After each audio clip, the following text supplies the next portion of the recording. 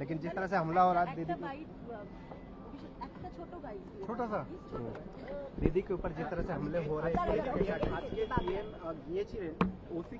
দেখুন এগুলো পুরোপুরি স্টেট স্পন্সার্ড। কালকে যে ঘটনা ঘটেছে এবং মমতা বন্দ্যোপাধ্যায় শুধু তো তৃণমূল কংগ্রেসের দলনেত্রী নন, তিনি 3 বার রাজ্যের মুখ্যমন্ত্রী হয়েছেন, 7 বার এমপি হয়েছেন, দীর্ঘদিন ধরে রাজনীতি করছেন এবং আগেও দুবার রেল মিনিস্টার, একবার স্পোর্টস মিনিস্টার, একবার কোল মিনিস্টার, 4 বার মন্ত্রিত্ব চালিয়েছেন।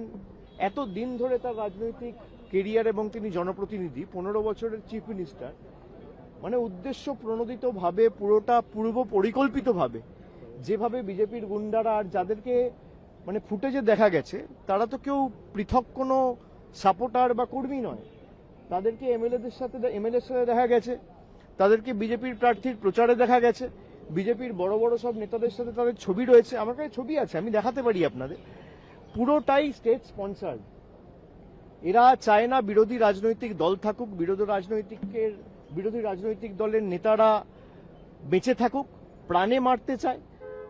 গতকালের যে ঘটনা এটা আবার প্রমাণ করছে। আপনারা দেখেছেন, আমি যেদিনকে এয়ারপোর্টে গেছিলাম, এখানে স্পিকারের সাথে দেখা করতে এসেছিলাম, সেদিনকে রাত্রে কলকাতায় ফিরে যাওয়ার সময়, খুব সম্ভবত 19শে জুন, এয়ারপোর্টে বন্দুক হাতে দেখা গেছে বিজেপির এক দুষ্কৃতীকে।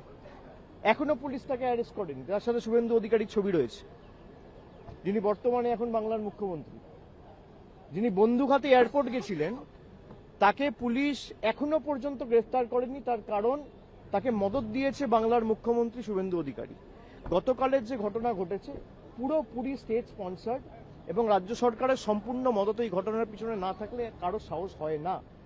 যে ফুটেজগুলো গাড়ি থেকে রেকর্ড করা হয়েছে, পিছনে যেভাবে মানে এলো পাথারি, ইট, পাটকেল, কাদা এসব ছোড়া হয়েছে, এরা চায় না কোনো রাজনৈতিক দল কোনো কর্মসূচি করুক।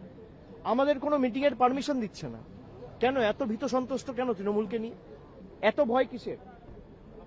দল ভাঙানির খেলা করেছেন, তৃণমূল কংগ্রেসের এমপিদের ভাঙিয়েছেন, এমএলএদের ভাঙিয়েছেন, আর এখন যারা বিরোধী দলের তকমা পেয়েছে তারা তো আমি দেখলাম না গত 2 মাসেও তকমা পাওয়ার পরেও বিজেপির কোনো রাজনৈতিক নেতার বিরুদ্ধে কোনো আক্রমণ, কোনো একটা সাংবাদিক বৈঠক করে আক্রমণ করে দুটো ন্যায্য প্রশ্ন বা দাবি, মানুষের দাবি নিয়ে সরব হতে।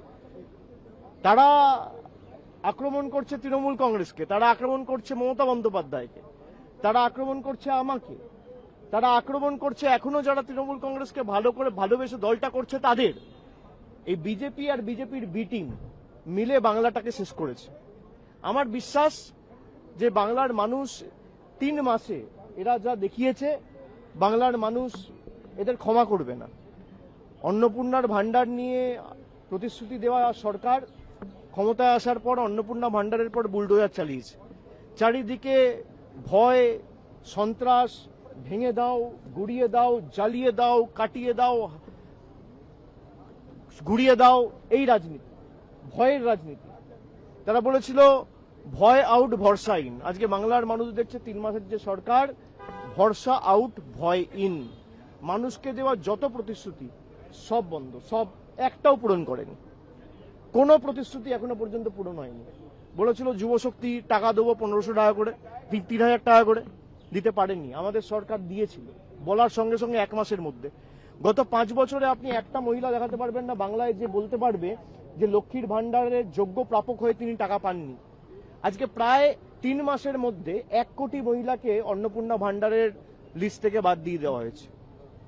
এই সরকার দিল্লির তল্পি বাহক হিসেবে কাজ করছে, জমিদারদের অঙ্গুলি হেলনে চলছে। এবং কালকের যে ঘটনা, আমি এটা অত্যন্ত স্পষ্টভাবে বলতে চাই, শুধু রাজ্যের মুখ্যমন্ত্রী শুভেন্দু অধিকারীকে দোষ দিলে হবে না। এর পিছনে প্রত্যক্ষভাবে মদত দিল্লির নেতাদের রয়েছে। দেশের প্রধানমন্ত্রী, দেশের স্বরাষ্ট্রমন্ত্রী, দিল্লির সর্বোচ্চ নেতৃত্ব ইন্ধন এবং মদত না থাকলে এদের সাহস হবে না এই ঘটনা ঘটানোর। পুরোপুরি মদত দিয়েছে দেশের প্রধানমন্ত্রী, স্বরাষ্ট্রমন্ত্রী এবং বাংলার মুখ্যমন্ত্রী শুভেন্দু অধিকারী এটা এক্সিকিউট করেছে। তিনি তো কৃতদাস, তাকে যা বলছে তিনি তাই করছে। অভিষেক, শুভেন্দু অধিকারী বলছেন যে